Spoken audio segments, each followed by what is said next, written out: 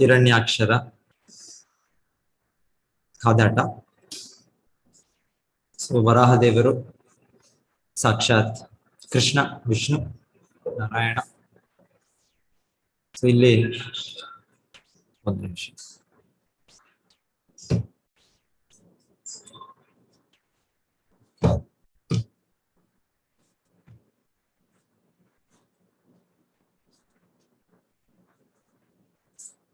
So ಇಲ್ಲಿ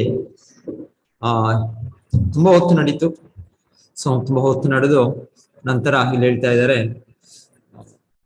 ಹಿರಣ್ಯಾಕ್ಷರ ಏನೇನೋ ಆಯುಧಗಳಿರ್ತವೆ ಎಲ್ಲವನ್ನು ಕೂಡ ಭಗವಂತನ ಪುಡಿ ಪುಡಿ ಮಾಡ್ಬಿಡ್ತಾರೆ. ಅವರ ಗದೆ, ಆಯುಧ ಯಾವ್ದಾವ್ದಿದೆ ಎಲ್ಲವೂ ಕೂಡ ಭಗವಂತನ ತನ್ನ ಸುದರ್ಶನ ಚಕ್ರದಿಂದ ನಾಶ ಮಾಡ್ತಾರೆ. ಈಗ ಏನೂ ಇಲ್ಲ ಅವ್ರ ಕೈಯಲ್ಲಿ, ಕೇವಲ ಅವರ ದೇಹದ ಬಲ ಅಷ್ಟೇ ಹಿರಣ್ಯಾಕ್ಷ ಹತ್ರ. ಸೊ ಹಿರಣ್ಯಾಕ್ಷನು ಈಗ ಭಗವಂತನನ್ನು ಎದುರಿಗೆ ಬಂದು ತನ್ನ ಮುಷ್ಟಿಯಿಂದ, ನಾವು ಕೇಳ್ತೀವಿ ಬಾಕ್ಸಿಂಗು, ಇನ್ನೊಂದು ನೋಡ್ತೀವಿ, ಕೇಳ್ತೀವಿ. ಸೊ ಈ ರೀತಿ ಪವರ್ ಏನೋ ಇದೆ ಏನೋ ಆಟ. ಸೊ ಎನಿವೆ ಅದರಲ್ಲೂ ಅವರು ಭಗವಂತನ ಎದೆಯನ್ನು ಹೊಡಿತಾ ಇದ್ದಾರೆ ತುಂಬಾ ತೀವ್ರವಾಗಿ. ಆದ್ರೆ ಹೇಳ್ತಾರೆ ವರಾಹದೇವರಿಗೆ ಏನು ಆಗಿಲ್ಲ. ವರಾಹದೇವರ ಮೈ, ವರಾಹದೇವರ ದೇಹ ಅದು ಭೌತಿಕವಾದದ್ದಲ್ಲ ಅದು. ಸೊ ಯಾರಿಗಾದ್ರೂ ನಾವು ಡೆಫಿನೆಟ್ಲಿ ಅದು ಹಿರಣ್ಯಾಕ್ಷ ಅಂದ್ರೆ ನಾವು ಕೇಳ್ತಾ ಇರೋದು ಅವನ ಬಲ, ಅವನ ಸಾಮರ್ಥ್ಯ ಇನ್ನು ಯಾವ ದೇವತೆಗಳು ಸರಿ ಸಮಾನವಿಲ್ಲ. ಒಮ್ಮೆ ಅವ್ರ ಕೊನೆಗೆ ಎಲ್ಲ ದೇವತೆಗಳನ್ನು ಆಕ್ರಮಿಸಿ ನಂತರ ವರುಣದೇವರ ಹತ್ರ ಹೋಗ್ತಾರೆ.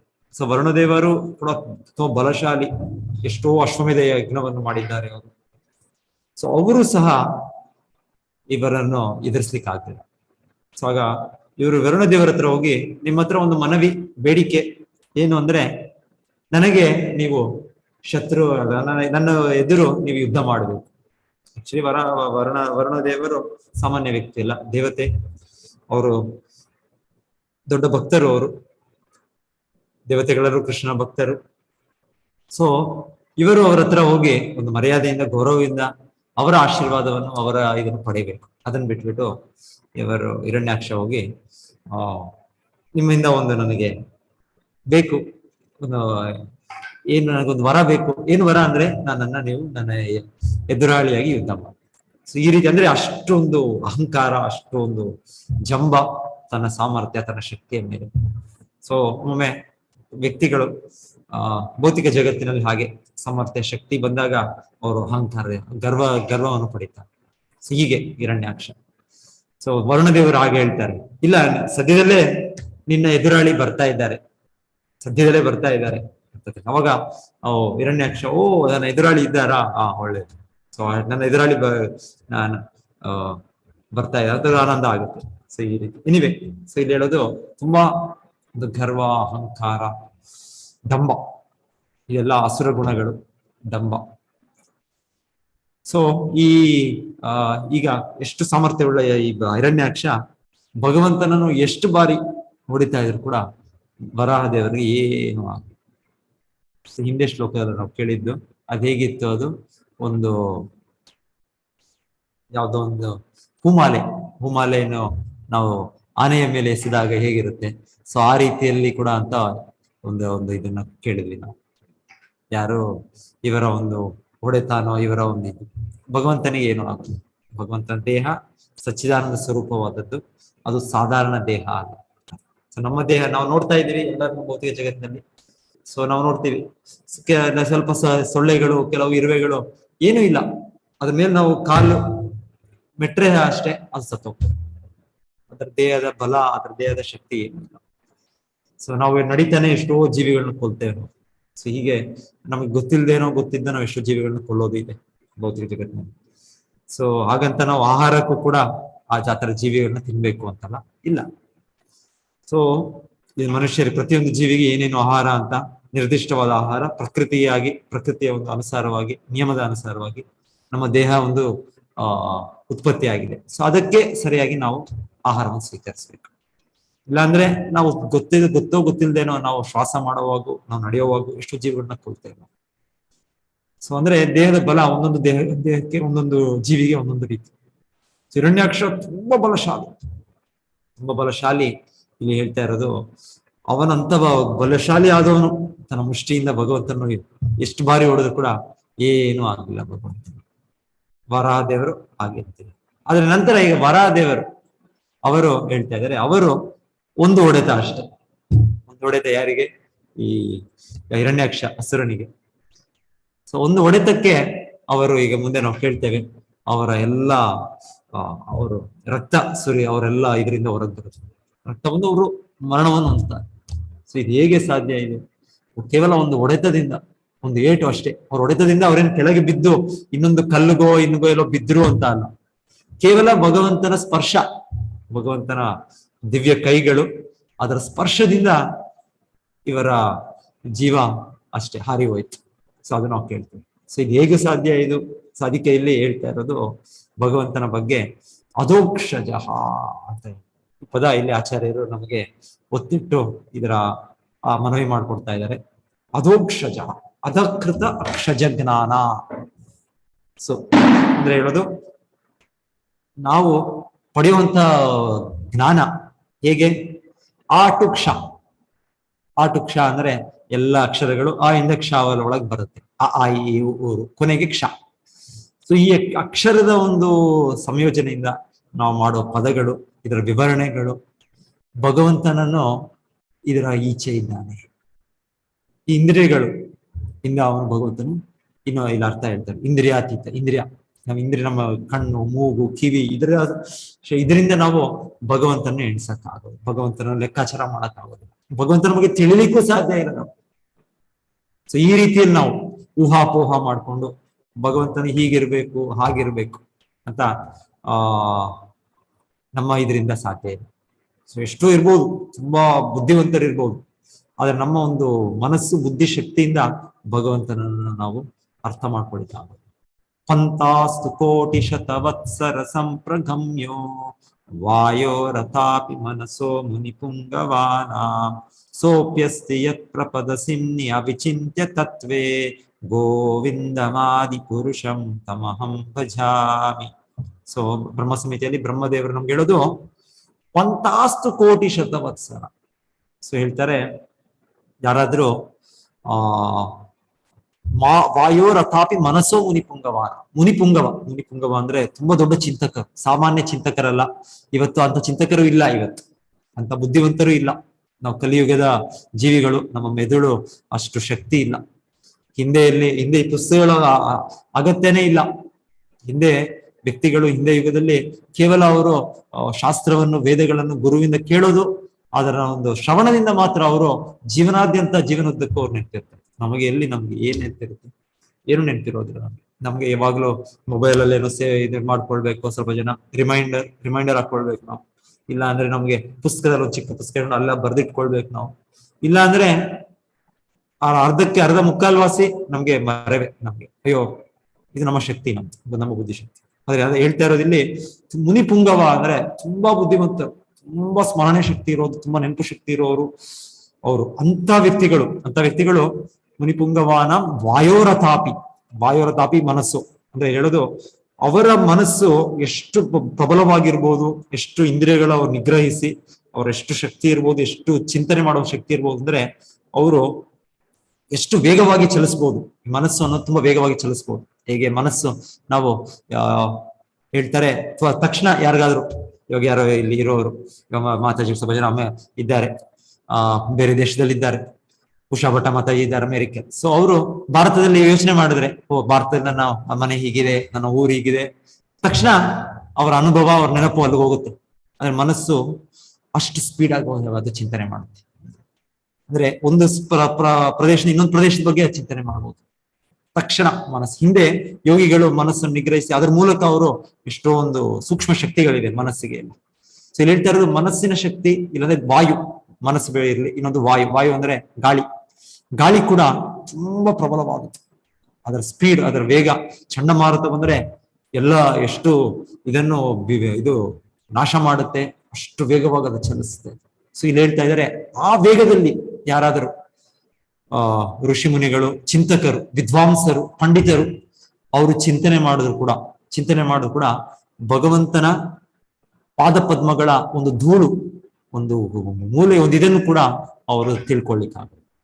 ಅಂದ್ರೆ ಭಗವಂತನ ಅಚಿಂತ್ಯ ಶಕ್ತಿಗಳು, ಅಚಿಂತ್ಯ ಗುಣಗಳು, ಅದು ನಾವು ನಮ್ಮ ಶಕ್ತಿಯಿಂದ, ನಮ್ಮ ಬುದ್ಧಿಯಿಂದ, ನಮ್ಮ ಮನಸ್ಸಿನಿಂದ ಅಷ್ಟು ವೇಗವಾಗಿ ನಾವು ಚಲನೆ ಮಾಡಿದ್ರು ಕೂಡ, ಅಂತ ಒಂದು ಯಂತ್ರವನ್ನು ಕಂಡಿಡಿದ್ರು ಕೂಡ ನಾವು ಇದೆ, ಏರೋಪ್ಲೇನ್ ಸ್ಪೀಡ್ ಇದೆ, ತುಂಬಾ ಸ್ಪೀಡ್ ಆಗಿ ಹೋಗುತ್ತೆ, ರಾಕೆಟ್ ತುಂಬಾ ಸ್ಪೀಡ್ ಆಗಿ ಹೋಗುತ್ತೆ, ಸ್ಪುಟ್ನಿಕ್ ತುಂಬಾ ಸ್ಪೀಡ್ ಹೋಗುತ್ತೆ, ಇದಕ್ಕಿಂತ ಹೆಚ್ಚು ಸ್ಪೀಡ್ ಅಂತಿರುವಂತ ಮನಸ್ಸು, ಈ ತರ ಗಾಳಿ, ಇದೆಲ್ಲ ಈಗ ಲೈಟ್ ನಾವು ಹೇಳ್ತೇವೆ, ಬೆಳಕು ತುಂಬಾ speed 3 lakhs kilometres per second ಅಂತ ಏನೋ ಹೇಳ್ತಾರೆ. ಸೊ ಈ ರೀತಿ ಏನೇ ಇರ್ಲಿ, ಈ ವೇಗದಲ್ಲಿ ನಮ್ಮ ಮನಸ್ಸು ನಾವು ಚಿಂತನೆ ಮಾಡಿದ್ರು, ಯೋಚನೆ ಮಾಡಿದ್ರು, ನಾವು ಅನಾಲಿಸಿಸ್ ಮಾಡಿದ್ರು, ಏನ್ ಮಾಡಿದ್ರು ಭಗವಂತನನ್ನು ಅರ್ಥ ಮಾಡ್ಕೊಳ್ಕ. ಮತ್ತೆ ಹೇಗೆ ಭಗವಂತನ ಅರ್ಥ ಮಾಡ್ಕೊಳ್ಳೋದು? ಪಂತಾಸ್ತು ಕೋಟಿ ಶತವತ್ತರ ಸಂಪರ್ಗಮ್ಯೋ ವಾಯೋರತಾಪಿ ಮನಸ್ಸೋ ಮಣಿಪುಂಗಮಾನ ಸೋಪ್ಯಸ್ಯ ಪ್ರಪದಸಿನ್ಯ ಅವಿಚಿಂತ್ಯ ತತ್ವೆ. ಭಗವಂತನನ್ನು ಹಾಗೆ ಅರ್ಥ ಮಾಡ್ಕೊಂಡು, ವೇದೇಶು ದುರ್ಲಭಂ ಅದುರ್ಲಭಂ ಆತ್ಮಭಕ್ತೋ. ಸೊ ವೇದ ಅಧ್ಯಯನ ಮಾಡ್ತೀನಿಲ್ಲ ಅಂದ್ರೆ ನಾನು ಎಲ್ಲ ವೇದಗಳು, ಉಪನಿಷತ್ತುಗಳು ಕಂಠಸ್ಥ, ನನಗೆ ಬಾಯಿಪಾಠ ಇದೆ, ನನಗೆ ಅದರ ಚಿಂತನೆ ನೇತಿ ಅಂತ ಹೇಳ್ತಾರೆ ಒಂದೊಂದು ವಿದ್ವಾಂಸರು. ಅವರ ಯೋಚನೆ ಪರಮ ಸತ್ಯ ಹೇಗೆ, ಅದು ಅಲ್ಲ, ಅದಕ್ಕೆ ರೂಪ ಇಲ್ಲ, ಅದಕ್ಕೆ ಗುಣ ಇಲ್ಲ, ಅದಕ್ಕೆ, ಯಾಕಂದ್ರೆ ಭೌತಿಕವಾಗಿ ಅವ್ರು ನೋಡೋ ಎಲ್ಲ ಅನುಭವದ ವಸ್ತುಗಳು ಆಧ್ಯಾತ್ಮಿಕವಾದದ್ದು ಅದರ ವಿರುದ್ಧವಿರ್ಬೇಕು, ಆಪೋಸಿಟ್ ಇರ್ಬೇಕು ಅಂತ ಅವರು ಯೋಚನೆ ಮಾಡಿ, ಅವರು ಇದೆಲ್ಲ ಪರಮ ಸತ್ಯ, ಇದಲ್ಲ, ಈ ರೀತಿಯೆಲ್ಲ ಅವರು ಗ್ರಹಿಸ್ಲಿಕ್ಕೆ ಪ್ರಯತ್ನಿಸ್ತಾರೆ. ಆ ನೇತಿ ಇದರಿಂದ ಕೂಡ ಭಗವಂತನ ಅರ್ಥ ಮಾಡ್ಕೊಳ್ತಾರೆ. ಭಗವಂತನ ಅರ್ಥ ಮಾಡ್ಕೊಳ್ಬೇಕಂದ್ರೆ ಭಕ್ತಿ ಒಂದೇ. ಭಕ್ತ್ಯಾ ಮಾಂ ಅಭಿಜಾನಾತಿ ಯಾವಾನ್ಯಶ್ಚಾಸ್ಮಿ ತತ್ವತಃ. ಭಗವದ್ಗೀತೆಯಲ್ಲಿ ಕೃಷ್ಣ ಹೇಳೋದು, ನನ್ನನ್ನು ಅರ್ಥ ಮಾಡ್ಕೊಳ್ಬೇಕಂದ್ರೆ ಕೇವಲ ಭಕ್ತಿಯುಕ್ತ ಸೇವೆ, ಅದೊಂದರಿಂದ ಮಾತ್ರ ಕೃಷ್ಣನ ಮೆಚ್ಚಿಸಿ, ಕೃಷ್ಣನಿಗೆ ಶುದ್ಧ ಭಕ್ತರು, ತನ್ನ ಆಚಾರ್ಯರು, ಅವ್ರಿಗೆ ತೃಪ್ತಿ ಆದ್ರೆ ಕೃಷ್ಣನ ಬಗ್ಗೆ ಏನೋ ನಾವು ತಿಳಿಬಹುದೇನೋ, ಸ್ವಲ್ಪ ಏನೋ ಒಂದು ತುಣುಕುನ ತಿಳಿಬಹುದೇನೋ. ಇಲ್ಲ ಅಂದ್ರೆ ನಮ್ಗೆ ಏನು ಕೂಡ ಗೊತ್ತಾಗೋದಿಲ್ಲ. ಭಗವಂತನ ಸಾಕಾರ ರೂಪನ, ನಿರಾಕಾರ ರೂಪ, ಎಷ್ಟು ಜನ ನಿರಾಕಾರವಾದಿಗಳಾಗಿ ಅವ್ರ ದಾರಿ ತಪ್ಪಿ ಬಿದ್ದಿದ್ದಾರೆ. ದೇವರು ಸಾಕಾರ ರೂಪ ಅಂತ ಗೊತ್ತಿಲ್ಲ, ದೇವರು ಕೃಷ್ಣ ಅಂತ ಗೊತ್ತಿಲ್ಲ. ಇಲ್ಲಿ ನಮ್ಗೆ ನೋಡ್ತಾ ಇದೀವಿ, ವರಾಹ ದೇವರು, ಭಗವಂತನ ದಿವ್ಯ ಲೀಲೆಗಳು, ಎಂತ ಚಟುವಟಿಕೆಗಳು ಭಗವಂತನ ಮಾಡ್ತಾರೆ. ಇದು ಭಗವಂತನ ಅಂದ್ರೆ, ಇದು ದೇವರು ಅಂದ್ರೆ, ಅಧೋಕ್ಷಜ ಅಂದ್ರೆ ಇದು. ಏನೋ ಒಂದು ಸಾಮಾನ್ಯ ವ್ಯಕ್ತಿ, ಏನೋ ಒಂದು ಭಸ್ಮ, ಏನೋ ಒಂದು ಇದನ್ನು ಅವರು ಸೃಷ್ಟಿ ಮಾಡಿದ್ರು, ಇಲ್ಲಾಂದ್ರೆ ಇನ್ನೇನೋ ಒಂದು ಶಕ್ತಿ, ಚಿಕ್ಕ ಪುಟ್ಟ ಅವರು ಮ್ಯಾಜಿಕ್ ಇದನ್ನು ತೋರಿಸಿದ್ರು. ಸೊ ಈ ರೀತಿ ಅವರು ದೇವರು ಅನ್ಕೊಳ್ಳೋದು. ಏನೋ ಒಂದು ಚಿಕ್ಕ ಪುಟ್ಟ ಅವ್ರು ಹೇಳೋದು, ನನ್ನ ರೋಗವನ್ನು ಗುಣ ಮಾಡಿದ್ರು, ನನಗೆ ಎಷ್ಟೋ ಡಾಕ್ಟರ್, ವೈದ್ಯರ ಹತ್ರ ಹೋದ್ರೆ ಗುಣ ಆಗ್ಲಿಲ್ಲ, ಈ ಒಂದು ಗಾಡ್ ಮ್ಯಾನ್ ಇವ್ರ ಹತ್ರ ಹೋದೆ, ಅವ್ರ ರೋಗವನ್ನು ಗುಣ ಮಾಡ್ಬಿಟ್ರು, ಸೊ ಇವರೇ ದೇವರು. ಸೊ ಹೀಗೆಲ್ಲ ಇದ್ದಾರೆ ಜನರು ಈ ತರ ಅನುಯಾಯಿಗಳನ್ನ ಯಾರ್ಯಾರೋ ಮೋಸಗೊಂಡು ಇದ್ದಾರೆ. ಇವರು ದೇವರು ಅನ್ಕೊಂಡು, ಅವ್ರು ದೇವರ ಅವತಾರ, ದೇವತಾ ಪುರುಷ ಅನ್ಕೊಂಡಿದ್ದಾರೆ. ಏನ್ ಮಾಡಿದ್ರು ಅವರು? ಈ ರೀತಿ ಏನೋ ನಮ್ಗೆ ಒಂದು ಗುಣ ಮಾಡೋದು. ಗುಣ, ಒಂದು ಡಾಕ್ಟರ್ ಆಗಿದ್ರೆ ಇನ್ನೊಂದು ಡಾಕ್ಟರ್ ಇದ್ದಾರೆ, ಇದು ಇಲ್ಲಾಂದ್ರೆ ನಿಮ್ಗೆ ಆಲೋಪತಿ ಆಗಿದ್ರೆ ಇನ್ನೊಂದು ಇದೆ, ಸಿಸ್ಟಮ್ ಇದೆ, ಆಯುರ್ವೇದನೂ ಇದೆ. ಸೊ ಈ ರೀತಿ ಚಿಕಿತ್ಸೆ ಇದೆ. ಇದಕ್ಕೇನು ನೀವು ಹೋಗಿ ಯಾರೋ ಒಬ್ಬ ವ್ಯಕ್ತಿ ಏನೋ ಒಂದು ನಿಮ್ಗೆ ಆಶೀರ್ವಾದ ಮಾಡಿ ನೀವು ಅದರಿಂದ ಗುಣ ಆಗಿ ಅವ್ರ ದೇವರು ಪೂಜಿಸೋ ಅಗತ್ಯ ಇಲ್ಲ. ದೇವರು ಅಧೋಕ್ಷಜ ಅಂದ್ರೆ ಹೀಗೆ ಇಲ್ಲಿ ನಾವು ನೋಡ್ತಾ ಇರೋದು. ವರಾಹ ದೇವರು ಕೇವಲ ಅವರ ದೇಹದ, ಅವರ ಒಂದು ಕೈಯಿನ ಸ್ಪರ್ಶ, ಅದರಿಂದ ಇವರ ಅಂತ್ಯ ಆಗ್ತಾರೆ.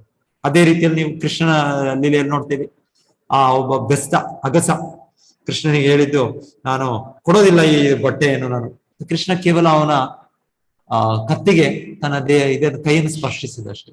ಅದು ಕೈ ಆಗ್ಲಿಲ್ಲ, ಕೈ ಒಂದು ಕತ್ತಿ ಇರೋ ಹಾಗೆ ರೀತಿಯಲ್ಲಿ ಅವನ ದೇಹವನ್ನು, ಅವನ ತಲೆಯನ್ನು ಬೇರೆ ಮಾಡ್ತಾರೆ. ಇದು ಭಗವಂತನ ಶಕ್ತಿ, ಅಚಿಂತ್ಯ ಶಕ್ತಿ. ಅಂಗಾನಿಯಸ್ಯ ಸಕಲೇಂದ್ರಿಯ ವೃತ್ತಿ ಮಂತ್ರ. ಸೊ ಭಗವಂತನ ಒಂದೊಂದು ಅಂಗಗಳು, ಒಂದೊಂದು ಭಾಗವು, ಒಂದೊಂದು ಇಂದ್ರಿಯಗಳು ಎಲ್ಲ ಭಾಗದ ಕೆಲಸ ಮಾಡುತ್ತೆ. ಅದು ಭಗವಂತನ ದಿವ್ಯ ದೇಹ. ನಾವು ಕಣ್ಣಲ್ಲಿ ನೋಡಕ್ಕಾಗುತ್ತಷ್ಟೇ, ಭಗವಂತನ ಕಣ್ಣಿಂದ ಸೃಷ್ಟಿ ಮಾಡ್ದ ಅಂತ ಕೇಳ್ತೇವೆ. ಸಾಹಿತ್ಯತಾ. ಸೊ ಭಗವಂತನ ಸೃಷ್ಟಿ ಮಾಡಿದ್ದು ಅವನೇನೋ ಇಲ್ಲಿ ಇವಾಗ ನಾವು ಸೃಷ್ಟಿ ಮಾಡ್ತೀವಿ, ಒಂದು ಸುತ್ತಿ ಇಟ್ಕೊಂಡು, ಇನ್ನೊಂದು ಇಟ್ಕೊಂಡು ಒಂದು ಮೆಷಿನ್ ತಯಾರಿ ಮಾಡ್ತೀವಿ. ಈ ರೀತಿಯಲ್ಲಿ ಭಗವಂತನ ಸೃಷ್ಟಿ ಮಾಡಲಿ. ಭಗವಂತನ ಜಗತ್ತು ಸೃಷ್ಟಿ ಮಾಡಿದ್ದು ಈ ರೀತಿ ಸೃಷ್ಟಿ ಆಗಲ್ಲ, ಅವನ ಇಚ್ಛೆಯಿಂದ, ಅವನ ಸಂಕಲ್ಪದಿಂದ ಸೃಷ್ಟಿ ಆಯ್ತು. ಸತ್ಯ ಸಂಕಲ್ಪ. ಭಗವಂತನ ಏನ್ ಇಚ್ಛೆ ಮಾಡಿದ್ರು ಆ ತಕ್ಷಣ ಅದು. ಸೊ ಇಲ್ಲಿ ನಮಗೆ ಮುಖ್ಯವಾಗಿ ಆಚಾರ್ಯರು ಅಧೋಕ್ಷಜ ಅಂದ್ರೆ ನಮ್ಮ ಇಂದ್ರಿಯಾತೀತ ಭಗವಂತನನ್ನು ನಮ್ಮ ಇಂದ್ರಿಯಗಳಿಂದ ನಾವು ಅರ್ಥ ಮಾಡ್ಕೊಳಿಕ್ಕಾಗಲ್ಲ. ಸೊ ಭಗವಂತನ ಅರ್ಥ ಮಾಡ್ಕೊಳ್ಬೇಕಂದ್ರೆ ಅತಃ ಶ್ರೀಕೃಷ್ಣ ನಾಮಾದಿ ನ ಭವೇತ್ ಗ್ರಾಹ್ಯಂ ಇಂದ್ರಿಯೈ. ಸೇವೋನ್ಮುಖೇ ಹಿ ಜಿಹ್ವಾದೌ ಸ್ವಯಮೇವ ಸ್ಫುರತ್ಯತಃ. ಸೊ ಶ್ರೀಕೃಷ್ಣನ ನಾಮ ರೂಪ, ನಾಮದಿಂದ ಪ್ರಾರಂಭವಾಗಿ ಕೃಷ್ಣನ ನಾಮ ರೂಪ ಗುಣಗಳು ಲೀಲೆಗಳು ಇದನ್ನು ನಮಗೆ ಈ ಇಂದ್ರಿಯಗಳಿಂದ ನಾವು ಗೋಚರಿಸಲಿಕ್ಕಾಗೋದಿಲ್ಲ. ಈ ಒಂದು ಮೊಂಡು ಇಂದ್ರಿಯಗಳು, ಬ್ಲಂಟ್ ಸೆನ್ಸಸ್ ನಮ್ದು ಮೊಂಡು, ನಮ್ದು ಚೂಪಿಲ್ಲ. ನಮ್ದು ಕತ್ತಿ ಅಂದ್ರೆ ಚೂಪಾಗಿರ್ಬೇಕು, ಚೂಪಾಗಿದ್ರೆ ಕತ್ತಿ ಏನಾದ್ರು ಅದನ್ನ ಕತ್ತರಿಸ್ಬೋದು, ಇಲ್ಲ ಕತ್ರಿ ಕೂಡ ಕತ್ತರಿಸ್ಬೋದು. ಅದು ಮೊಂಡಾಗಿದ್ರೆ ಅದೇನು ಮಾಡಕ್ಕಾಗಲ್ಲ. ಸೊ ಹೀಗೆ ನಮ್ಮ ಇಂದ್ರಿಯಗಳೇನಿದೆ ಇದರ ಮೂಲಕ ನಾನು ತಿಳ್ಕೊಂಡ್ಬಿಡ್ತೀನಿ, ನಾನು ದೊಡ್ಡ ವಿಜ್ಞಾನಿ, ನಾನು ಆ ಲೋಕದಲ್ಲಿ ಏನಾಗ್ತಾ ಇದೆ ನಂಗೆ ಗೊತ್ತಾಗುತ್ತೆ, ಆ ದೇಶದಲ್ಲಿ ಏನಾಗುತ್ತೆ ಗೊತ್ತಾಗುತ್ತೆ, ನನ್ನ ಸ್ಯಾಟಲೈಟ್ ಇದೆ, ನನ್ನ ಟೆಲಿಸ್ಕೋಪ್ ಇದೆ, ನನ್ನ ಇನ್ನೊಂದು ಸ್ಮಾರ್ಟ್ ಫೋನ್ ಇದೆ. ಏನು ನಡೆಯೋದಿಲ್ಲ ಕೆಲಸ. ನಮ್ಮ ಈ ಯಂತ್ರಗಳು ಇದೇನು ಕೆಲ್ಸಕ್ಕೆ ಬಾರದು. ಕೃಷ್ಣನ ತಿಳಿಬೇಕು, ಭಗವಂತನನ್ನು ತಿಳಿಬೇಕು ಅಂದ್ರೆ ಅವನು, ಯಾಕಂದ್ರೆ ಅವನು ಅಧೋಕ್ಷಜದಿಂದ ಈ ಮೂಲಕ ನಾವು ತಿಳಿಕಾಗ. ಮತ್ತೆ ಹೇಗೆ ತಿಳಿಬಹುದು? ಅಥ ಶ್ರೀಕೃಷ್ಣ ನಾಮಾದಿ ನ ಭವೇದ್ ಗ್ರಾಹ್ಯಂ ಇಂದ್ರಿಯೈಹಿ ಸೇವೋನ್ಮುಖೇಹಿ ಜಿಹ್ವಾದೌ. ನಾವೀಗ ಸೇವೋನ್ಮುಖ ಅಲ್ಲ, ಬಹಿರ್ಮುಖ. ನಾವೀಗ ಮಾಯಾ ಜಗತ್ತು ಹೊರಗೆ ನೋಡ್ತಾ ಇದ್ದೀವಿ. ಹೊರಗಿಂದ ನಮ್ಗೆ ಏನು ಇಂದ್ರಿಯ ವಸ್ತುಗಳ ಇದರ ನಾವು ಆನಂದ ಪಡಿಬಹುದು ಅಂತ ನಾವು ಇದನ್ನ ಏನ್ ಮಾಡ್ತಾ ಇದೀವಿ, ನಾವು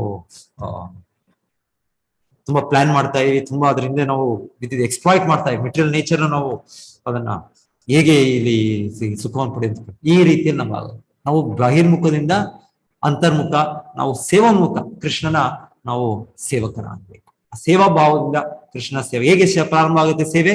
ಸೇವೋನ್ಮುಖೇ ಹಿ ಜಿಹ್ವಾದೌ. ಸೊ ಭಗವಂತನ ಈ ನಾಲಿಗೆ ಕೊಟ್ಟಿದ್ದಾನೆ ಭಗವಂತನು. ಇದನ್ನ ಯಾರು ವಿಜ್ಞಾನಿ, ಯಾವ ಒಂದು ವೈದ್ಯ ಇದನ್ನ ಸೃಷ್ಟಿ ಮಾಡಿದ್ದಲ್ಲ. ಇದನ್ನ ಸೃಷ್ಟಿ ಮಾಡಿದ್ದು ಕೃಷ್ಣ, ನಾರಾಯಣ, ವಿಷ್ಣು. ಸೊ ಅವನೇ ಸೃಷ್ಟಿ ಮಾಡಿದ ನಾಲಿಗೆಯನ್ನು ಉಪಯೋಗಿಸ್ಕೊಂಡು ಅವನ ನಾಮವನ್ನು ಈ ನಾಲಿಗೆಗೆ ಏನ್ ಮಾಡ್ಬೋದು, ನಾಲಿಗೆಯಿಂದ ನಾವು ಮಾತಾಡ್ಬೋದು. ಏನಾದ್ರೂ ಒಂದು ಬೇಡದೇ ಇರೋ ವಿಷಯ ಮಾತಾಡ್ತಾ ಇರ್ಬೋದು ನಾವು.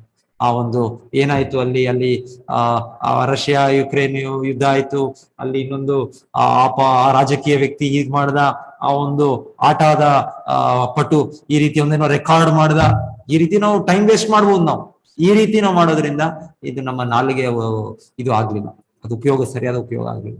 ಭಾಗವತ ಹೇಳ್ತಾರೆ ಈ ರೀತಿ ನಾಲಿಗೆ ಉಪಯೋಗ ಮಾಡಿದ್ರೆ ಅದು ಹೇಗೆಂದ್ರೆ ನಾವು ಒಂದು ಫ್ರಾಗ್, ಏನದು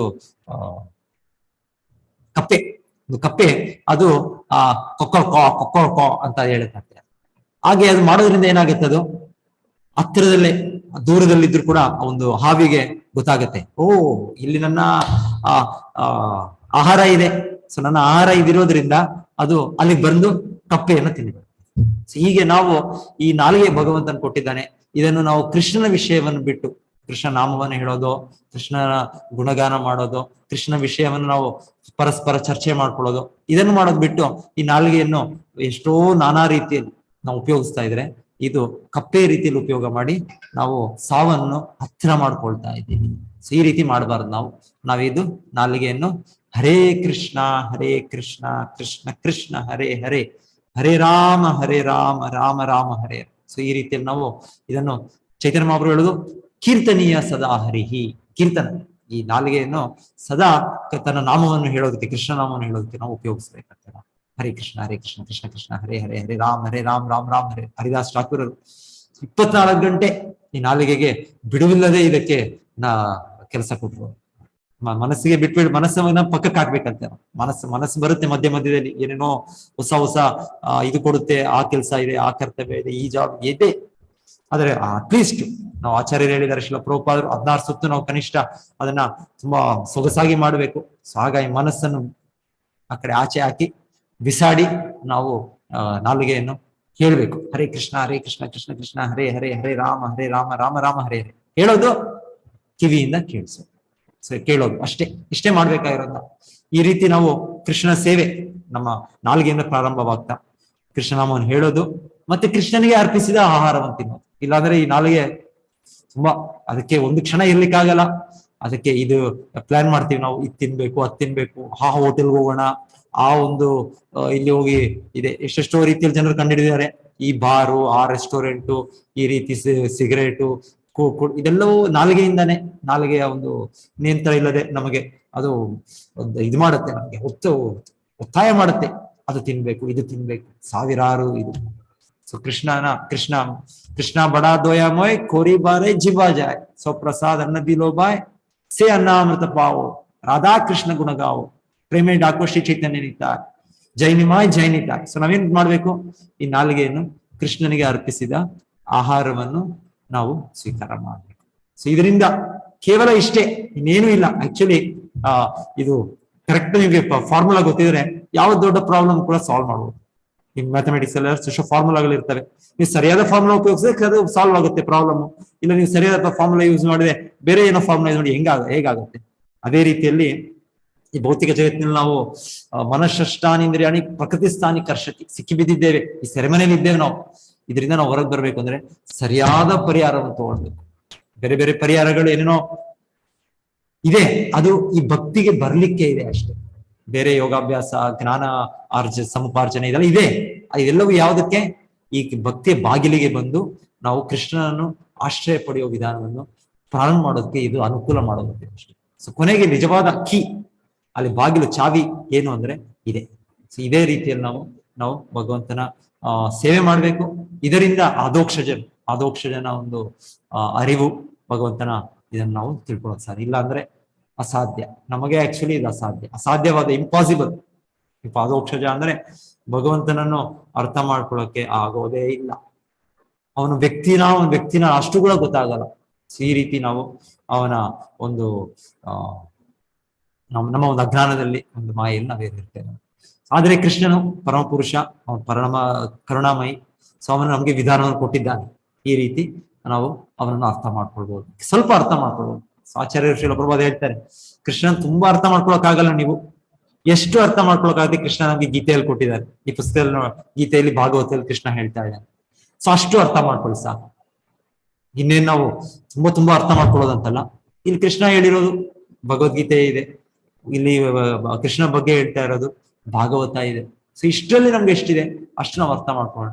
ನಾವು ಕೃಷ್ಣನನ್ನು ಪ್ರೀತಿಸೋದಕ್ಕೆ ಅದನ್ನು ಪ್ರಯತ್ನ ಪಡಿ, ಅದು ಮುಖ್ಯ. ಭಕ್ತಿ ಸೇವೆ ಕೇವಲ ಭಕ್ತಿ ಅಂದ್ರೆ ಯಾರು ನಮ್ಮ ಏನೋ ಹೃದಯದಲ್ಲಿದೆ, ನಮ್ಮ ಒಳಗೆ ಇಟ್ಕೊಂಡಿದೆ, ಓಕೆ, ಒಳ್ಳೇದದು. ಇವಾಗ ನಾವು ಯಾರಾದ್ರೂ ಹೇಳೋದು, ನಾವು ನಿಮ್ಮನ್ನು ತುಂಬಾ ನಾವು ಲೈಕ್ ಮಾಡ್ತೇವೆ, ತುಂಬಾ ನಿಮ್ಮನ್ನ ಮೆಚ್ಚುತ್ತೇವೆ, ಅದು ನಮ್ಗೇನು ಸಹಾಯ ಮಾಡೋದಿಲ್ಲ. ಅವ್ರು ಸಹಾಯ ಮಾಡೋದಿಲ್ಲ ಅಂದ್ರೆ ಇಲ್ಲ. ಈಗ ಸಪೋಸ್ ಇವಾಗ ಏನಾದ್ರೂ ಆಗ್ಬೋದು, ಯಾರಾದ್ರೂ ನಿಮ್ಗೆ ಪ್ರೀತಿಸ್ತೇವೆ, ಅದು ನೀವು ಕಷ್ಟದಲ್ಲಿದ್ದಾಗ ಅವ್ರು ನಿಮ್ಗೆ ಬಗ್ಗೆ ನಾನು ತುಂಬಾ ನಿಮ್ಮನ್ನ ಇದು ಮಾಡ್ತೇನೆ, ಕಷ್ಟದಲ್ಲಿ ಇದ್ದಿರೋದೇ ನನಗೆ ಸಹಾಯ ಮಾಡಿ, ಏನಾದ್ರೂ ಒಂದು ನನಗೆ ನೀವು ಈ ಒಂದು ಪರಿಹಾರವನ್ನು ಕೊಡಿ ನೀವು. ಸೊ ಅದು ನೀವು ಹೇಳ್ತೇನೆ. ಸೊ ಆ ರೀತಿಯಲ್ಲಿ ಕೇವಲ ಭಕ್ತಿ ಅನ್ನೋದು ದೇಹದಲ್ಲಿ ಹೃದಯದಲ್ಲಿ ಇದೆ ಅಂತಲ್ಲ, ನಾವು ನಮ್ಮ ಇಂದ್ರಿಯಗಳಿಂದ, ನಮ್ಮ ಒಂದು ಕೃಷ್ಣ ಕೊಟ್ಟಿರೋ ಶಕ್ತಿ ಸಾಮರ್ಥ್ಯದಿಂದ, ಏನ್ ಶಕ್ತಿ ಇದೆ ನಮ್ಗೆ ದೇಹ ಇದೆ, ಕೃಷ್ಣ ಕೊಟ್ಟಿದ್ದಾನೆ ಈ ದೇಹ. ನಮ್ಗೆ ಗಟ್ಟುಮುಟ್ಟಾದ ನಮ್ಮ ಇಂದ್ರಿಯಗಳಿವೆ, ಬುದ್ಧಿ ಇದೆ, ಮನಸ್ಸಿದೆ. ಇಲ್ಲಾಂದ್ರೆ ನಾವೇನಾದ್ರೂ ಒಂದು ಸ್ವತ್ತು ಇರ್ಬೋದು. ಸೊ ಹೀಗೆ ಇದೆಲ್ಲ ಸೇರಿ ನಾವು ಕೃಷ್ಣ ಸೇವೆ. ಇಹಾಯಸ್ಯ ಹರೇರ್ದಾಸ್ಯೆ ಕರ್ಮಣ ಮನಸ್ಸಾಗಿರ. ಸೊ ನಾವು ಕರ್ಮಗಳಿಂದ, ನಮ್ಮ ಮನಸ್ಸಿನಿಂದ, ನಮ್ಮ ಏನೇನು ಭಗವಂತನ ಕೊಟ್ಟಿದ್ದಾನೆ ನಮ್ಗೆ, ದೇಹ, ಮನಸ್ಸು, ಬುದ್ಧಿ, ಪ್ರತಿಯೊಂದರಿಂದ ನಾವು ಕೃಷ್ಣನ ಭಕ್ತಿ ಸೇವೆಯಲ್ಲಿ ತೊಡಗಿಸ್ಬೇಕು. ನಾವು ಏನು ಇಲ್ಲ ಅಂದ್ರೂ ಅಟ್ಲೀಸ್ಟ್ ಭಗವಂತ ನಮಗೆ ನಾಲಿಗೆ ಕೊಟ್ಟಿದ್ದಾನೆ, ಇದರಿಂದ ನಾವು ಪ್ರಾರಂಭ ಮಾಡೋಣ. ಇದು ಶುದ್ಧೀಕರಣ ಆದಷ್ಟು ನಮ್ಗೆ ಕೃಷ್ಣನು ಇನ್ನ ಹೆಚ್ಚು ಭಗವಂತನ ಸೇವೆ ಮಾಡೋದಕ್ಕೆ, ಬೇರೆ ಬೇರೆ ರೀತಿಯಲ್ಲಿ ಭಗವಂತ ನಮ್ಗೆ ಅವನ ಕೈಯಲ್ಲಿ ಒಂದು ನಿಮಿತ್ತ ಮಾಡ್ಕೊಳ್ಳಿಕ್ಕೆ ಒಂದು ಆ ಭಾಗ್ಯವನ್ನು, ಒಂದು ಅವಕಾಶವನ್ನು ಅವನು ಕೊಡ್ಬೋದು. ಅರ್ಜುನನಿಗೆ ಕೃಷ್ಣ ಇಂತ ಇದು ಕೊಟ್ಟ, ನಿಮಿತ್ತ ಮಾತ್ರ ಭವ ಸವ್ಯ ಸಾಚಿ. ಸೊ ಈ ಯುದ್ಧ ಆಕ್ಚುಲಿ ಕೃಷ್ಣನೇ ಮಾಡಿದ್ದಿಲ್ಲ, ಆದ್ರೆ ಅರ್ಜುನ ಕೃಷ್ಣನ ಶುದ್ಧ ಭಕ್ತನು. ಕೃಷ್ಣ ಅರ್ಜುನನ ಉಪಯೋಗಿಸ್ಕೊಂಡು ಅಂತ ಒಂದು ದೊಡ್ಡ ಸೇವೆ ಅರ್ಜುನನೇ ಕೊಟ್ಟ ಆ ಒಂದು. ಸೊ ಅಧೋಕ್ಷಜ, ಕೃಷ್ಣನು ಅಧೋಕ್ಷಜ, ನಮ್ಮ ಇಂದ್ರಿಯಗಳಿಂದ ಗ್ರಹಿಸ್ಲಿಕ್ಕೆ ಆಗೋದಿಲ್ಲ. ಸೊ ಅಧೋಕ್ಷಜ ವಿಷ್ಣು. ಸೊ ನೀವು ಅಧೋಕ್ಷಜ ವಿಷ್ಣು ಅಂತ ಹೇಳ್ತೀರಿ. ವಿಷ್ಣು ಅಧೋಕ್ಷಜ, ಕೃಷ್ಣ ಅಧೋಕ್ಷಜ. ಸೊ ಚೈತನ್ಯ ಮಹಾಪ್ರಭು ಅವರ ತಂದೆ ಪೂಜೆ ಮಾಡ್ತಿದ್ದ ಮೂರ್ತಿ, ಆದರೆ ಆ ಮೂರ್ತಿ ಈಗಲೂ ಕೂಡ ನಾವು ಮಾಯಾಪುರಗೆ ಹೊರಡ್ತಾ ಇದೀವಿ ಈಗ ನವೆಂಬರ್ ಅಲ್ಲಿ. ಸೊ ತಾವು ಕೂಡ ಯಾರು ಬರ್ತೀರಾ, ಲಾಸ್ಟ್ ಟೈಮ್ ಬಂದಾಗ ನೋಡಿರ್ಬೋದು, ಈ ಸಲ ಸೆಕೆಂಡ್ ಟೈಮ್ ನಾವು ಹೋಗ್ತಾ ಇದೀವಿ ನವೆಂಬರ್. ಚೈತನ್ಯ ಮಹಾಪ್ರಭು ಮನೆ ಯೋಗಪೀಠ. ಸೊ ಅಲ್ಲಿ ಅವ್ರ ತಂದೆ ಪೂಜಿಸ್ತಿರೋ ಮೂರ್ತಿ ಈಗಲೂ ಕೂಡ ಇದೆ, ಅಧೋಕ್ಷಜ ವಿಷ್ಣು. 500 ವರ್ಷಗಳ ಹಿಂದೆ ಅವ್ರು ಪೂಜೆ ಮಾಡ್ತಾರೆ. ಆ ವಿಷ್ಣುವಿನ ಹೆಸರು, ಆ ಸಾಲಗ್ರಾಮ ಶಿಲೆ, ಅದು ಆ ಮೂರ್ತಿನ ಸಾಲಗ್ರಾಮ ಶಿಲೆ, ನನಗೆ ನೆನಪೇ ಆಗ್ತಾ ಇಲ್ಲ ಇದಕ್ಕೆ. ಸೊ ಅಲ್ಲಿ ಆ ದೇವಸ್ಥಾನದಲ್ಲಿ ಅಲ್ಲಿ ಅದು ಕೂಡ ಇದೆ, ಅಲ್ಲಿ ಅಧೋಕ್ಷಜ ವಿಷ್ಣು. ಯಾವುದು ಚೈತನ್ಯ ಮಹಾಪ್ರಭು ತಂದೆ ಜಗನ್ನಾಥ ಮಿಶ್ರ ಅವರು ಪೂಜಿಸ್ತಾ ಇದ್ರು. ಅವರು ವಂಶ ಪಾರಂಪರವಾಗಿ ಅವರ ಇದು ಪೂಜೆ ನಡ್ಕೊಂಡ್ ಬರ್ತಾ ಇತ್ತು. ಸೊ ಹೇಳ್ತಾರೆ, ಇದು 100-150 ವರ್ಷಗಳ ಹಿಂದೆ ಭಕ್ತಿವಿನೋದ್ ಠಾಕೂರರು ಆ ಸ್ಥಳವನ್ನು ಕಂಡುಹಿಡಿತಾರೆ. ಇದೇ ಚೈತನ್ಯ ಮಹಾಪ್ರಭುವಿನ ಜನ್ಮಸ್ಥಳ ಅಂತ ಎಲ್ಲ ಒಂದು ಸಾಕ್ಷಿಗಳಿಂದ ಅವರೊಂದು ಒಂದು ನ್ಯಾಯಾಧೀಶರಾಗಿರೋ ಒಂದು ಇದರಿಂದ ಹಿಂದೆ ಮ್ಯಾಪ್ಸ್ ಎಲ್ಲ ಸ್ಟಡಿ ಮಾಡಿ ಮತ್ತೆ ಸ್ವಂತ ಅವರ ಅನುಭವದಿಂದ ಅವರ ಭಕ್ತಿ ಶಕ್ತಿಯಿಂದ ಅವರಿಗೆ ಭಗವಂತನು ತೋರಿಸ್ಕೊಟ್ಟಿದ್ದು ಆ ಸ್ಥಳದ ದಿವ್ಯ ಒಂದು ಇದು ಮಹಿಮೆ. ಹಾಗಾಗಿ ಅವರು ಗುರುತಿಸಿದ್ರು. ನಂತರ ಅವರು ತನ್ನ ಗುರುಗಳಾದ ಜಗನ್ನಾಥ ಸಭಾಜಿ ಮಹಾರಾಜನು ಕರ್ಕೊಂಡು ಬಂದು ಇದೇ ಸ್ಥಳ ಅಂತ ಅವ್ರಿಗೆ ಗುರುತಾಯ್ತು. ಸೊ ಇದು ಅವ್ರ ಸಮಯದಲ್ಲಿ ಆದದ್ದು. ಅದ ನಂತರ ಆ ಒಂದು ಸ್ಥಳದ ಬೆಳವಣಿಗೆ ಮಾಡುವಾಗ ಇವರು ಅವರ ಮಗನಾದ ಶಿಲ ಪ್ರಭುಪಾದರ ಗುರುಗಳಾದ ಭಕ್ತಿ ಸಿದ್ಧಾಂತ ಸರಸ್ವತಿ ಸೊ ಅಂತ ಆಚಾರ್ಯರು ಅವರು ಅಲ್ಲಿ ಸ್ಥಾಪನೆ ಮಾಡುವಾಗ ಅಲ್ಲಿ ಎಕ್ಸ್ಕವೇಷನ್, ಇವಾಗ ನಿಮ್ಮ ಮನೆ ಕಟ್ಟಬೇಕಂದ್ರೆ ಫೌಂಡೇಶನ್ ಹಾಕ್ಬೇಕಂದ್ರೆ ನೀವು ಕೆಳಗೆ ಭೂಮಿಯ ಕೆಳಗೆ ಅದೆಲ್ಲ ಅಗಿಬೇಕು. ಸೊ ಅವ್ರು ಮಾಡುವಾಗ ಆ ಸಮಯದಲ್ಲಿ ಈ ಒಂದು ಶಿಲೆ ಇದು ಸಿಕ್ತು. ಸೊ ಅವ್ರ ಶಿಷ್ಯರು ಎಲ್ಲ ಕರೆಕ್ಟ್ ತಗೊಂಡ್ ಬಂದು ಈಗ ನಮ್ಗೆ ಇದು ಸಿಕ್ತು ವಿಷ್ಣುವಿನ ಇದು ಅಂತ ಕೊಡ್ತಾರೆ.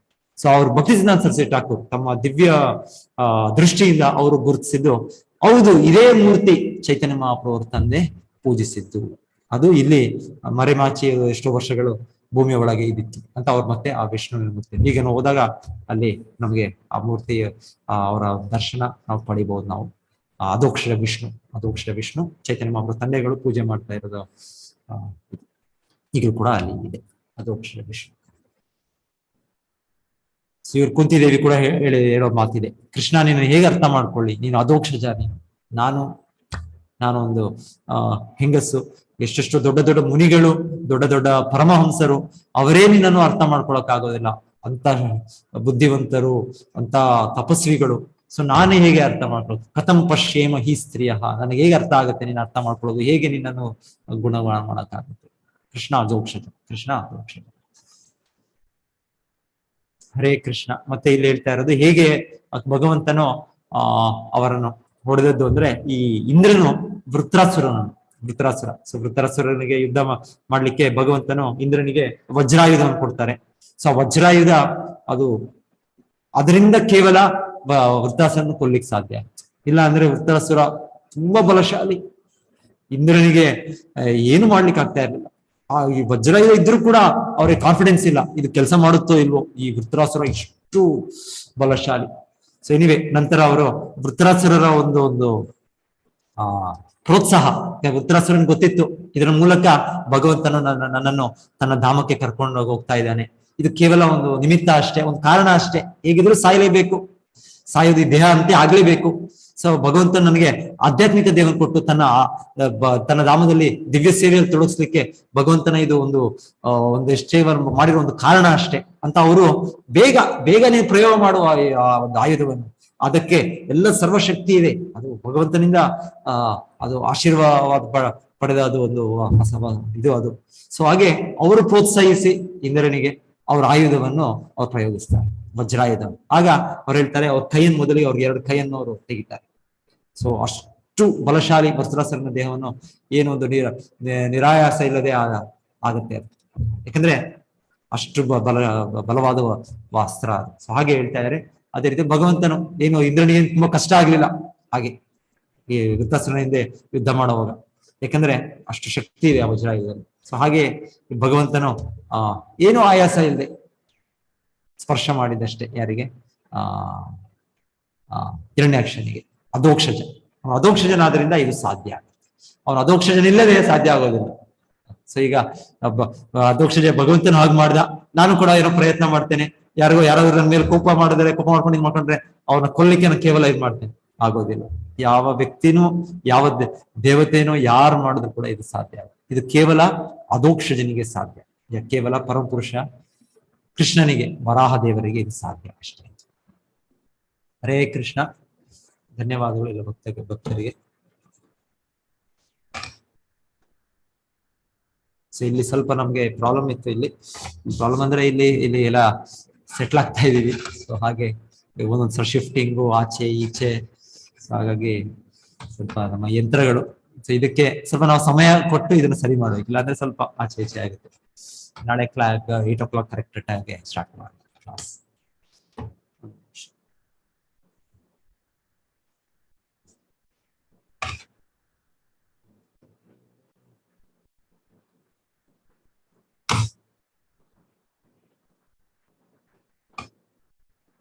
ಛಾಯಾದೇವಿ ಮಾತಾಜಿ, ನೀವೇನೋ ಹ್ಯಾಂಡ್ಸ್ ರೈಸ್ ಮಾಡಿದ್ದೀರಾ.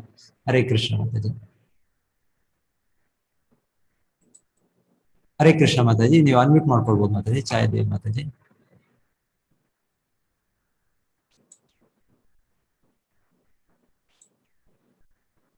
ಎಲ್ಲರನ್ನೂ ಅನ್ಮ್ಯೂಟ್ ಮಾಡ್ತೀನಿ, ಒಂದು ನಿಮಿಷ.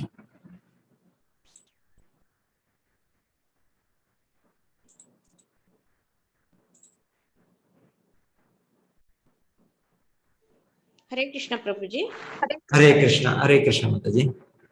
ಲಲಿತಾ ಮಾತಾಜಿ ನಿಮ್ಗೆಲ್ಲ ಮೆಸೇಜ್ ಮಾಡಿದ್ದಾರೆ. ನಮ್ಗೆ ಒಂದ್ ಸ್ವಲ್ಪ ಅದೇ 12 ಮಂದಿ ಬರ್ತಾ ಇದ್ದೇವೆ. ನಮ್ಗೊಂದ್ ಸ್ವಲ್ಪ ವಯಸ್ಸಾಗಿರೋರಲ್ವಾ ಪ್ರಭುಜಿ, ಟೆಂಪಲ್ ಹತ್ರಕ್ಕೆ ನಮ್ಗೆ ಒಂದ್ ಸ್ವಲ್ಪ ವ್ಯವಸ್ಥೆ ಮಾಡ್ಕೊಟ್ರೆ ಒಂದ್ ಸ್ವಲ್ಪ ಮಾತಾಜಿ. ನಾನು ಸಚಿದಾನಂದ ಪ್ರಭು ಹತ್ರ ಡಿಸ್ಕಸ್ ಮಾಡ್ತೀನಿ. ಸಚಿದಾನಂದ ಪ್ರಭು ಡಿಸ್ಕಸ್ ಅದಕ್ಕೆ ನಾನು ಕೇಳಿದ್ದು ಮಾತಾಜಿಗೆ, ಎಲ್ಲ ಯಾರ್ಯಾರು ಬರ್ತಾ ಇದ್ದಾರೆ ಅಂತ ಒಂದು ಪಟ್ಟಿ ಕೊಡಿ, ಎಲ್ಲರ ನಂಬರ್ಸ್ ಕೊಡಿ ಅಂತ ನಾನು ತಗೊಂಡಿದ್ದೀನಿ. ಸೊ ಸಚಿದಾನಂದ ಪ್ರಭು ಹತ್ರ ಡಿಸ್ಕಸ್ ಮಾಡಿ ನಾವು ನಿಮ್ಗೆ ತಿಳಿಸ್ತೇವೆ ಮಾತಾಜಿ. ಪ್ರಭುಜಿ ಒಂದ್ ಸ್ವಲ್ಪ ವ್ಯವಸ್ಥೆ ಇದೆ, ಬನ್ನಿ ಎಲ್ಲರೂ.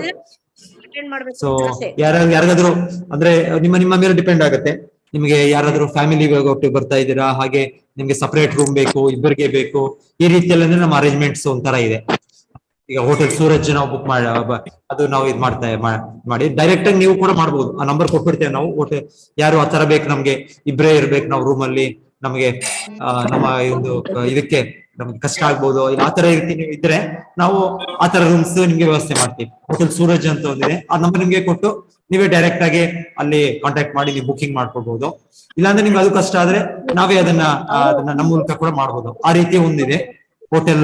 ಇಲ್ಲಾಂದ್ರೆ ಬೀಚ್ ಹೌಸ್ ಲಾಸ್ಟ್ ಟೈಮ್ ಇರೋ ರೀತಿಯಲ್ಲೇ ಇದು ಒಂಥರ ಫೆಸಿಲಿಟಿ. ಇಲ್ಲ ನಿಮಗೆ ತೊಂದರೆ ಇಲ್ಲ, ನಮ್ಗೆ ಏನು ನಾವು ಜೊತೆಗೆಲ್ಲ ಸೇರಿ ಇರ್ತೀವಿ ನಾವು, ಇದು ನಮ್ಗೆ ಆ ರೀತಿ ಆದ್ರೆ ನಾವ್ ಇನ್ನೊಂದ್ ತರ ವ್ಯವಸ್ಥೆ ಇದೆ ನಮ್ಗೆ ಇದು. ಸೊ ಈ ರೀತಿಯಲ್ಲಿ ನಮ್ದು ನಡೀತಾ ಇದೆ ನಿಮ್ದು. ಸೊ ನಿಮ್ಮ ಮೇಲೆ ಅದು ಆಧಾರ ಪಡೋದು. ಸೊ ನೀವು ಹೇಗೆ ನಿಮಗೆ ಸಪರೇಟ್ ರೂಮ್ ಇದು ಈ ರೀತಿ ಬೇಕಾ, ಇಲ್ಲಾಂದ್ರೆ ನಾವು ಕೊಡೋ ಫೆಸಿಲಿಟಿಯಲ್ಲಿ ನೀವು ಹೇಗ್ ಬೇಕಾದ್ರೂ ಅಡ್ಜಸ್ಟ್ ಮಾಡ್ಕೊಳ್ತೀರಾ ಅದು. ಸೊ ಈ ರೀತಿ ಮೇಲೆ ನಾವು ನಮ್ಮ ಇದು ಬೇರೆ ಬೇರೆ ಹೋಟೆಲ್ ಬೇರೆ ಬೇರೆ ಇದು ಸ್ವಲ್ಪ ಈ ಸಲ ಇದು ಮಾಡಿದ್ದೇವೆ. ಲಾಸ್ಟ್ ಟೈಮ್ ತರ ಮಾಡ್ಲಿಲ್ಲ ನಾವು. ಲಾಸ್ಟ್ ಟೈಮ್ ತರನೇ ಇದೆ, ಆದ್ರೆ ನಾವು ಆಮೇಲೆ ಡೈರೆಕ್ಟ್ ಆಗಿ ಯಾರು ಇವಾಗ ಏರ್ಪೋರ್ಟ್ ಇಂದ ಇಲ್ಲಾಂದ್ರೆ ಇದರಿಂದ ಬರ್ತಾರೆ, ಸೊ ಅವರು ಕೂಡ ನಾವು ಡೈರೆಕ್ಟ್ ಆಗಿ ಅಲ್ಲಿ ನಮಗೆ ಅದು ಕೂಡ ನಾವು ಟ್ರಾವೆಲ್ ಏಜೆನ್ಸಿ ಇದೆ, ಇದು ನಾವು ಕೊಟ್ಬಿಡ್ತಾ ಇದ್ದೇವೆ. ಡೈರೆಕ್ಟ್ ಆಗಿ ನೀವು ಕಾರ್ ಬುಕ್ಕಿಂಗು ಇಲ್ಲಾಂದ್ರೆ ನೀವೇ ಮಾಡ್ಕೊಂಡು ನೀವೇ ಬರ್ತೀರಾ, ಆಟೋಲು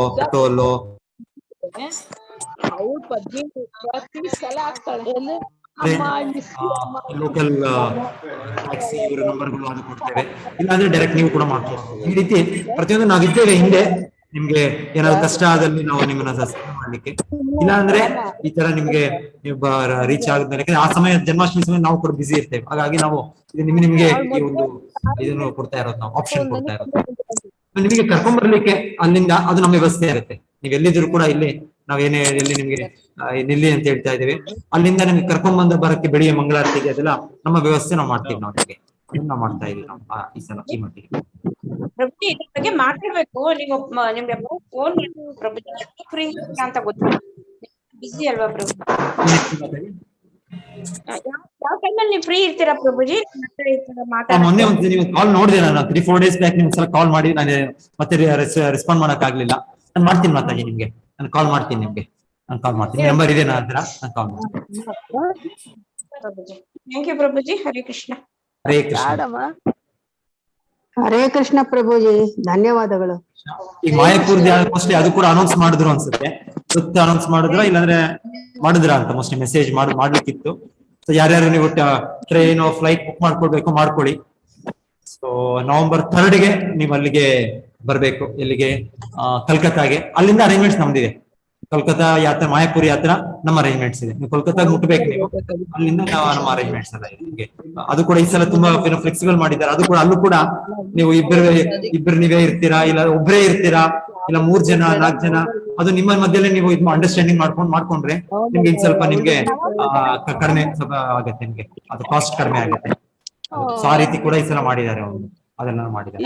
ನಿಮ್ಗೆ AC, ನಾನ್ AC, ಲಿಫ್ಟ್, ವಿತೌಟ್ ಲಿಫ್ಟ್ ಎಲ್ಲ ಸ್ಪಷ್ಟವಾಗಿ ಬರೆದಿದ್ದಾರೆ. ನಿಮ್ಮ ಹೇಗೆ ನಿಮಗೆ ಅನುಕೂಲ ಆಗುತ್ತೆ ಅದನ್ನ ನೋಡ್ಕೊಂಡು ನೀವು ಸೆಲೆಕ್ಟ್ ಮಾಡಿ ಆ ಲಿಂಕ್ ಮೂಲಕ ನೀವು ರಿಜಿಸ್ಟರ್ ಮಾಡ್ಕೊಳ್ಳಿ. ಸೊ ಮಾಯಾಪುರ ಅದು ಕೂಡ ತುಂಬಾ ಫ್ಲೆಕ್ಸಿಬಲ್ ಇದಾಗಿ ಮಾಡಿದ್ದಾರೆ ಈ ಸಲ. ಬೆಂಗಳೂರಿಂದ ಟ್ರೈನ್ ನಾನು ನೋಡಿದ್ದು ಸೀನಿಯರ್ ಸಿಟಿಸನ್ ಇದ್ರೆ ನಿಮಗೆ ಸಿಗ್ಬೋದೇನೋ, ಡುರಂಟೋ ಎಕ್ಸ್ಪ್ರೆಸ್. ಇಲ್ಲ ಅಂದ್ರೆ ನೀವು ಯಾವ್ದು ಹಮ್ಸಫರ್ ಎಕ್ಸ್ಪ್ರೆಸ್ ಯಾವ್ದೋ ಒಂದಿದೆ, ಅದ್ರಲ್ಲಿ ಬರ್ಬೇಕಾಗತ್ತಾ ಅಂತ. ಅದು AC ಎಕ್ಸ್ಪ್ರೆಸ್, ಅದೊಂದರಲ್ಲಿ ಸೀಟ್ಸ್ ಅವೈಲಬಲ್ ಇದೆ. ಬೆಂಗಳೂರಿಂದ ನೀವು ಬರೋರು ಇಲ್ಲ ಸೀನಿಯರ್ ಸಿಟಿಸನ್ಸ್ ಅಂದ್ರೆ ಮೋಸ್ಟ್ಲಿ ನಿಮ್ಗೆ ದುರಂತೋ ಸಿಗ್ಬಹುದು. ಈಗ ಕೂಡ ಚೆಕ್ ಮಾಡಿ ಬುಕ್ ಮಾಡ್ಕೊಳ್ಳೋದು ದುರಂತೋ ಎಕ್ಸ್ಪ್ರೆಸ್ ಅಲ್ಲಿ. ನಾವು ಮೋಸ್ಟ್ಲಿ ನಾವು ಮಂಗಳೂರಿಂದ ಬರೋರು ನಾವು ವಯ ಚೆನ್ನೈ ಬರ್ತಾ ಇದೀವಿ. ನಾವು ಚೆನ್ನೈ ಯಾಕಂದ್ರೆ ಬೇಗ ನಾವು ಕಲ್ಕತ್ತಾಗ ನಾವು ಬೇಗ ತಲುಪಬಹುದು ನಾವು. ಹಾಗೆ ನಾವು ಚೆನ್ನೈ ಕಡೆಯಿಂದ ಬರ್ತಾ ಇದೀವಿ. ರಿಟರ್ನ್ ಆಗುವ ನಾವು ಬೆಂಗಳೂರು ಮೂಲಕ ಟ್ರೈನ್ ಅಲ್ಲಿ ಬರ್ತಾ ಇದ್ದೀವಿ. ನಾವು ದುರಂಟೋ ಎಕ್ಸ್ಪ್ರೆಸ್ ಬರ್ತಾ ಇದ್ದೀವಿ ರಿಟರ್ನ್.